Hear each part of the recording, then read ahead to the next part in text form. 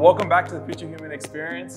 I have a very special guest today, a friend of mine, an author as well, Urs Koenig, who's written Radical Humility, Being a Badass Leader and a Good Human. And so we're going to talk about that today. But welcome again, Urs, to Phoenix, and welcome to the Future Human Experience podcast. Thank you so much for having me.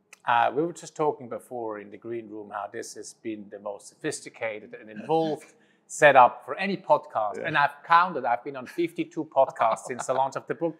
So good. Yeah. 3 cameras, the whole deal. So thanks for having me. Awesome, Urs. And like I said, that means a lot to me and everyone that's here that makes this come alive, because we want to do something different. We want to do something different that honors the guests that we get to have here, but also honors everyone that gets a chance to watch this, to listen to this, and gets to learn from these conversations. So thank you again for coming.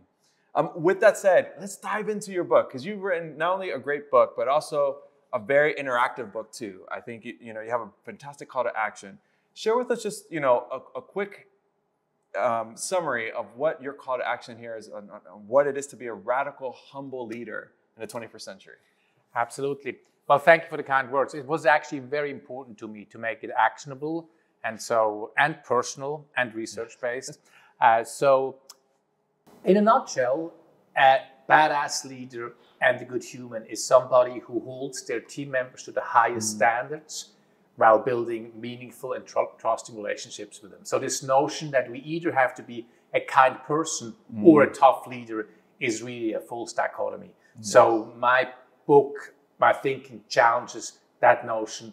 We can all courageously do hard things in a human way. So that in a nutshell is humility and leadership. I love that. And one of the things that you bring to life too in your book is the importance of being vulnerable, right? And we'll talk about some of those elements too, but share with us a little bit more about why did you feel it was very important not only to call that out, but really dive into it, basically having that call to action for leaders today, or just employees or organizations to be vulnerable enough. Share with us a little bit more about what does that mean for you? Absolutely. I mean, if we look at what's going on in the workforce, everybody wants trust, right? If you want your people to hang around, they need to trust you. If you want people to drive your mission, they need to trust you. So everybody always talks about trust. And so as I was diving into the research, one of the quickest ways to build trust is actually showing up with some vulnerability. And, this makes maybe intuitive sense for people like us who are in the field. But I have a study I quote in the book where pairs of complete strangers are brought into a lab and they're asked for 45 minutes to ask each other meaningful questions and respond to them, such as, what does love and friendship mean to you? If you only had 1 year to live, what would you change? At the end of that 45 minutes, they're asked to rate the level of trust they developed with their partner 45 minutes. They rated the level of trust about as high as the level of trust they have with their average person in their lives. Some even rated it as high as they have the level of trust with the significant others. And one pair, I love that, actually got married. Wow. But the research shows that even brief periods of a bit of vulnerability, sharing with a bit of vulnerability, asking questions that dig a bit deeper, is the quickest and most powerful way to build trust. And so the research shows that. I've experienced that personally in my endeavors in military peacekeeping, which I went into after the age of 50, where the best teams, even and especially in the military, are actually deeply vulnerable together. It's the only way that the team can become invulnerable themselves. And so this notion that trust has to come before vulnerability is the wrong way around. Like, vulnerability is one of the quickest ways to build trust. So for example, for those of you who are listening or watching who are leaders, sharing our shortcomings with our team members, while scary, makes us relatable. And by the way, I talk about this in my speech. My team members already know that I'm not perfect. Yeah. Why? They work with me every day. So vulnerability is something that my teenage boys, they know that I'm not a perfect dad. They live with me. So it's something that I'm very passionate about. I feel strongly about. I think as a society, we don't show up enough in terms of our real self. And by the way, just to be clear, vulnerability, especially in the business environment or work environment, it doesn't mean I have to bear my solo. Sure. I can just simply share, as we were talking earlier, meaningful personal goal, something that I'm working on. It shows to my teammates that I'm to work in progress. So apparently I can go on and on about vulnerability, this is Eric. great. So, but Urs, with that said, let's cover that the next layer then. That's a great call to action, but also it's probably sometimes complex for certain folks or certain communities a little bit more than others. Can you share with us a little bit more about what is your encouragement for certain either communities or folks in the workplace that might be either first generation in the workplace or haven't had an experience in this to put themselves out there, right, and be vulnerable enough to feel either welcome or included in these conversations? Can you share with us a little more? What have you learned on this journey too of creating these vulnerable environments, but also how do we bring everyone along into these spaces as well? It's such an excellent point, Eric. And I've actually evolved and learned since publishing the book. So when I was interviewed by an African-American female podcast early on in my podcast tour about the book, she sort of shared with me, look, that all sounds wonderful. And she's a coach, so she's coming from our sort of human-centered world. That all sounds great. Good luck to me in my corporate, when she was in my corporate life, former corporate life as an African-American female executive, showing up with vulnerability, because every day I had to prove my worth, right? Because I was in the minority to start with. So I have recognized that I actually didn't address that enough in the book. And so I'm not sure I have great advice for folks who come maybe from a minority or a more marginalized group, other than that it is our responsibility. This comes from an old white guy. At least I have an accent, right? So, it's on all of us to make it safe for everybody on my team to show up with a bit of vulnerability, and we model it by going first, right? And it's also, we're all work in progress. We're going to make mistakes. We're going to ask them questions that are maybe insensitive, but you didn't know it. You own it, you apologize, and ask for forgiveness, but keep trying, keep pushing. Great point. And what I love about how, when I was navigating that part of the book, was I also looked at it like a call to action, right? Because vulnerability also happens both ways, right? I will never know what it is to be a woman in tech, but I could go and learn what it is, right? And at least listen or build an environment to understand those experiences a little bit more. But also, you're spot on. It starts with us being vulnerable enough to open ourselves up to say, I do not know what it is. I do not know what it is to be an African-American female or a first generation or what have you, right? Whatever, how these communities are represented in our workplace. But if we're open enough to listen, that creates that space that we all want to bring ourselves and our full selves into these spaces as well. I love how you put this. I don't know what it is like to ... but I would like to learn. I mean, I love that. That's perfect. Yeah, and I think employee resource groups have been a great resource for that too. I remember being part of the tech sector and helping lead one of the employee resource groups, and realizing when I was doing that, I wasn't just building a community for those groups or for that particular group. I was building a community for all the employees to learn what it is to experience the sector or the industry through the lenses of that group as well. And so I think that was a big aha moment for me too, on saying, hey, we're not just here to build a great community for us, we're also here to build a great community to educate the rest of the industry and the rest of the organizations as well. Yeah, absolutely. I love that. With that said, Urs, too, share with us a little bit more about the era of transparency, right? We're in this era that it seems that, we're trying to be vulnerable, but we're also trying to share things. But also when it comes to organizations are not also all creative equal, right? It could be that this book is being read by a leader of an organization of maybe 100 folks, or a startup, or a leader of 100,000 employees, right? How do you help them navigate this call to action on being transparent in this new era of leadership when we have these multiple layers of communication to navigate to? What have you seen that's been either a best practice or encouragement for folks to navigate transparency in this space? Absolutely. So I think there's two sides to transparency. We just talked about sort of the first one. I'm being transparent around some of my shortcomings as a leader. But now I think you're asking about the, more businessy information that we need to share, right? And so this is a complex topic. I'm the first one to admit it. I do think as a business community, we're still erring way too far on the side of secrecy, or at least not sharing enough. I think overall, and it's it's multifaceted, we all need to push ourselves to share more. And so, I mean, one of the simple reasons is I want my people to do their best work. They need to know what we're doing and why we're doing it. It sounds so simple. It's so, and all the research shows, you know better than I do, the young generation, they want meaning, they want purpose, they want to understand why they're doing what they're doing. And so I think overall we need to push ourselves to more transparency. In terms of very tactical things, of course there's sensitivity when you have a merger going on, when you have lawsuits going on or potential legal challenges. I'm not, I too live in the real world, so sometimes we can't share. That's how it is. It's totally fine. But other than that, as a leader, let me ask myself, if I were in my team member's shoes, what would I want to know? And also, have I heard my team members share back to me what I want them to know? So I sort of joke, you can never over-communicate as a leader. 150 times, 7 different ways.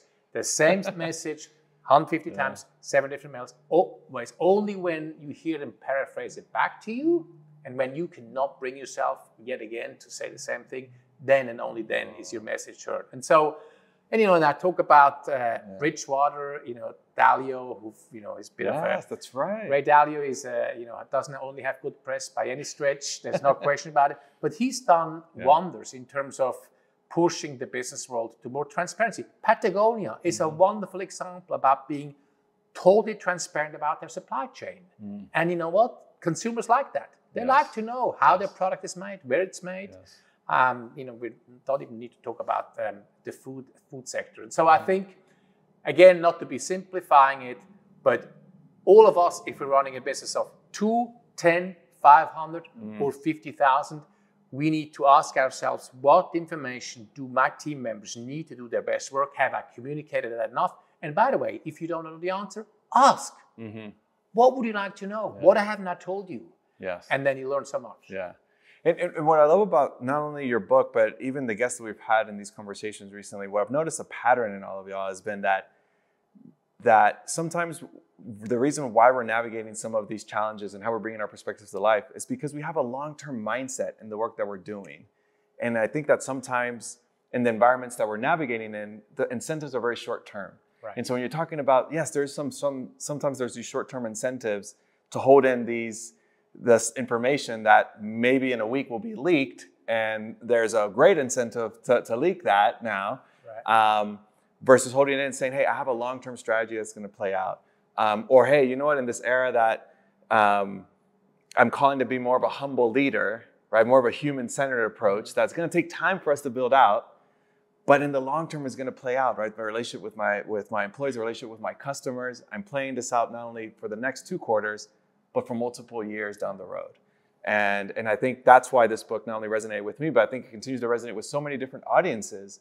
With that said, Urs, too, you've been on a tour with your book. You've had an opportunity to speak to different audiences. Is there anything that, as you've been on this tour with this book, that you've kind of also been like, oh, wow, that's very special, it's resonated this way with this community or resonated this way with these sensitive leaders? Is there anything that you've learned on this journey of folks giving you feedback on your book that has resonated with you? Absolutely. So, I was fortunate enough to do quite a bit of speaking this fall and continue to do so. Unsurprisingly, probably, healthcare clients have been very much drawn because I talk about the fearless culture, psychologically safe culture. That is something that, as we know in the operating theater, you need to have it be safe for everybody to speak up. So that has resonated a great deal with healthcare clients. Interestingly enough, and we were just talking last week, I had the privilege to speak to a highly educated audience in the cancer research world at the Fred Hutch Cancer Center in Seattle. We joked half of the audience had PhDs. And then I speak to other audiences, who there's probably less formal educating, but a lot of super street smart business folks. And what resonates across all of these diverse clients, talking to the commercial Painting Contractors Association today in Phoenix is tough on results, tender on people. That's the soundbite that comes back over and over again. And you know, I'm quite proud of that one, because that really distills it all down. Yes. Tough on results, tender on people, and that resonates across. So Urs, in this era that seems that, you know, in the external spaces, it's been tough for us to, you know, navigate trust or build a sense of trust either in our institutions or in organizations that are serving certain parts of the community. Can you share with us either how is that impacting some of the people you get to work with, or two, what would be your encouragement to folks that are not diving into your book to, one, honor it and acknowledge that reality, but two, figure out how to navigate some of these challenges that their employees are coming into, because they're also experiencing the outside world before they walk into their company. Absolutely. Yeah. And I've seen plenty of articles out there how to talk to your employees, for example, after the election. So I think there's no question that there's less trust in our institutions than probably ever in our political and other institutions. And, you know, I'm not sure I have the great answer to that, other than I can break it down into a business and then we can scale it back up to a whole country or a whole society. So in a business, we can all get together and we can all agree upon the sort of, you know, operating principles of how we interact with each other. Who are the kind of customers we want to work with? And by the way, who are the kind of customers we don't want to work with? And so I think a bottom-up approach where I involve my team members, my staff members, and go first always, lead by example, of course, all the good stuff as a leader, be vulnerable, but bring my team members along, and then we establish what is our mode of operandi here, and then we can scale that up. And so I think, you know, similarly in terms of our country, in time, you know, we have to come to grips with what are the things we actually want to commit to. Right? I mean, I can now say our founding fathers, because I just became a citizen recently. They agreed on some principles, and you know, we have to decide if and how we want to hold them dear, and if and how we want to change them. Yeah, so I love it's that. big questions. I'm not sure I have a good answer. No, but a bottoms-up approach is absolutely. I mean, some of the conversations we have, even when it talks about innovation, right, is that sometimes we think, oh, because it works great here in this part of the world, it's going to work fantastic in this other part of the world, and that's not the reality, right? As this world becomes more flatter because of technology, because of innovation, it does give us all actually a greater voice, right, to be participants in this change. And I think what your book and what your work has called all of us to do, not only as leaders, but as participants in this world, is to be part of that conversation and hold our leaders accountable to be part of that conversation. So Urs, we've talked about what your call to action is on the organizations, on the leaders, but what I also love how you start your book is you start with the self-work, right? We cannot go and do these things if we don't, I think you call it dig deep, and do the self-work. Share with us a little bit more, what does that self-work look like, but also why was it important for you to do that self-work in your life? I love that question, Eric, because I so need the self-work. I really do. So one thing, I opened the book with my experience of going back into the military after having been out for 22 years at almost 50 to serve as a peacekeeper. And the self-work I learned there was humility. So I'm almost the oldest guy in a whole contingent of 220 soldiers and officers. I have decent life experience. I've done some things in my life. And yet I'm going back into a highly hierarchical environment, you know, love this and yes, sir, and yes, ma'am, all that. And I was deeply concerned about not showing up humble and, you know, always having the last word. But no. So I really worked incredibly hard, and I think I pulled it off fairly successfully, of going into this totally new experience, or at least, you know, for 22 years I was out of it, with a humble mindset, with a growth mindset, with I can learn from something from this, even if I have a weak boss. I'm a leadership guy. My biggest challenge was I have a weak boss. Like, dear Lord, like, how do I do that? And so, so that really was something that I pushed myself. So I opened the book with a story around this notion where I get chewed out by a young sergeant actually for doing something stupid, and how I had to just zip it. And so the importance of digging deep, you know, it's good self-awareness, which everybody talks about, of course, which is seeing myself in line with that others see me, right? So having, and humble doesn't mean I have a low view of myself. It's certainly not a high one, but an accurate view. I see myself with my strength and with my shortcomings and my weaknesses. And of course, in leadership development, there's plenty of tools like 360s and whatnot we can deploy. Another important piece of digging deep is what a lot of us struggle with, is the notion of focus, saying no, only doing the things that truly add value. And for us entrepreneurs, I speak for about two of us, and you can disagree, it is incredibly difficult because there's always yet another opportunity to be chased. And so the notion of becoming crystal clear about my top 3 priorities in business and in life, and saying no to everything else, I'm work in progress big time on that one. There's no question about it. So that is a really important piece. So I must have the humility to know that I can't do everything, but I can do almost anything I put my mind to. And I have a background as an athlete. Professional athletes are masters at focusing, compartmentalizing. You can think what you want of Lance Armstrong, but the guy is a master at laser sharp focus, shutting everything else down and compartmentalizing. So that's the piece about focusing and digging deep. And that reminds me, right, that sometimes even in our spaces, and we've talked about this in previous episodes, is that the world is changing really fast, and you can really create the sense of being left behind. And that's okay as far as you are honoring yourself where you're at today. And I love what you just said, that part of the self-reflection is also to be accurate about where you're at. And it's okay if you have shortcomings. It's okay that you want to go and go and achieve this tomorrow, but honoring yourself where you're at today, giving yourself that grace and that space to reset, get those tools back into your toolbox and be ready to go tomorrow, is just as meaningful as diving into the next version of radical humility, right? That's exactly right. And that is my very personal here, my personal challenge, what you're just describing. I tend to then always go for the next thing and restless and digging deep versus sometimes, just taking time and being satisfied and happy with what I have. So that's actually my personal work, which I probably will have to do for the rest of my life. Yeah, but we're all a work in progress, and I love that word.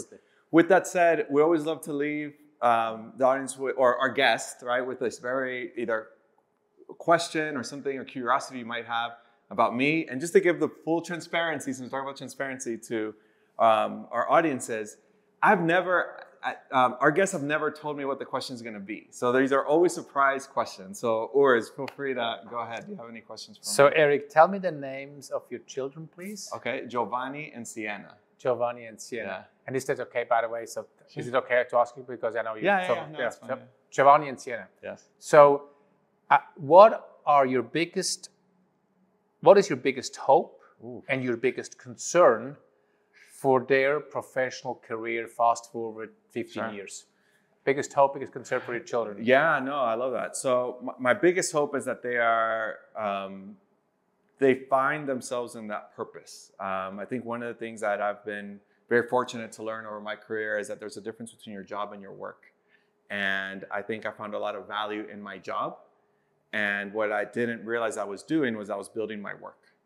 And I love that. Yeah, that's so good. That's so good. And so all the credit to Wes Moore's book, The Work, where he plants this idea. And so that was a really good self-reflection for me. And so what we try to encourage our kids is try to find that work, right? We of course still use those words, but find your enjoyment in things you get to do. And so that's my hope for them professionally. My biggest concern would be how they're navigating these changes. I think, again, going back to the last part of our conversation, right, is that I always feel we're grasping for something more. I mean, and we're talking about this as individuals that have been in the workspace, been in the corporate America space, been outside of it, been in the military. I mean, we have all these different life experiences, and we still feel that need. I could just imagine the next generation feeling just like, wait, why am I just missing so much, versus them stepping back and saying, no, appreciate everything else that you have, right? Appreciate your journey. And I understand that's becoming a little bit more challenging as the generations come about. But I also feel that challenge becomes a premium experience now. right? If they are able to figure that out at an early age, wow, they are way ahead of it. And so that's also why I like to speak to students today and share that perspective too, is to say, hey, yes, the world is moving super fast. Yes, we acknowledge that you're feeling left behind, but also honor the journey you've been on to this time, right? And I know it's easier said than done, but I do feel that's a superpower that all of our generations will need in the very fast-moving future. Yeah. That's beautiful. Awesome. Thank you. Yeah. But Urs, with that said, love that question. Thank you so much. But how can people stay connected with you? What do you have upcoming for people you get to work with? Tell us a little bit more about how people can connect with you, and what do you have coming soon? Absolutely. So I'm obviously on the web, urskoenig.com. On social, LinkedIn is where I'm most active, and I love to interact with the listeners, viewers on LinkedIn. I have a bunch of speaking still going. Maybe one thing that I shared with Eric, I'm about to publish a handbook on how to write, launch, and market a book successfully. And so it's a free resource, which I will push out via my website when it's available before the end of the year. So that's the next big thing in terms of deeper thinking work that I've done.